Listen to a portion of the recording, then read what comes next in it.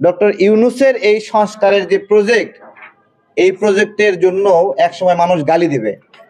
Doctor Yunus চট্টগ্রামের মানুষ হিসেবে এই সকল মানুষদের জন্য কি পরিকল্পনা হাতে নিয়েছেন? তাদের পেটে যে লাথি মারলো, তিনি চট্টগ্রামকে এত ভালোবাসলে এটা উনি এইভাবে করছেন। আমি জানি না যে উনি আসলে চট্টগ্রামের সন্তান কিনা। চট্টগ্রামের সন্তান হয়ে চট্টগ্রামের এইভাবে ক্ষতি করছেন। চট্টগ্রামের মানুষ কিন্তু বলতেছে যে হরতাল করবে, অবরোধ করবে, তারা কিন্তু বন্ধ দিচ্ছে। আমরাও আমজনতার দল চট্টগ্রামের মানুষের পক্ষে আছি। আমরাও বলছি যদি ডক্টর ইউনূস এই সিদ্ধান্ত থেকে ফিরে না আসে, আমরা হরতাল দেব, অবরোধ দেব, দেশের মানুষকে নিয়ে জনপ্রতিরোধ গড়ে তুলব আমরা।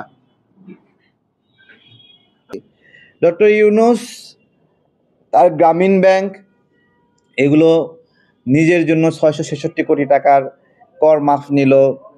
গ্রামীণ ব্যাংকে বাংলাদেশের জনগণের মালিকানা ছিল 25%, সরকারের মালিকানা কমিয়ে 10% নিয়ে আসলো। মানে আপনি নিজে খান, আপনি নিজেও খাচ্ছেন, আবার বিদেশিদেরকে খাওয়াচ্ছেন। তাহলে জনগণকে খাওয়াবেন কবে?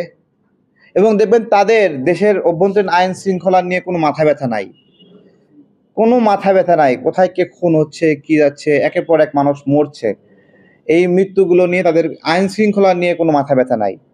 এবং আজকে বলছি যে সংস্কার নিয়ে তারা বয়ান শুরু করেছিল যে সংস্কার করতে চাই। পূর্ণ সংস্কার হলে দীর্ঘমেয়াদী ক্ষমতা থাকবে, আর হলো স্বল্প সংস্কার হলে স্বল্প মেয়াদী ক্ষমতা থাকবে।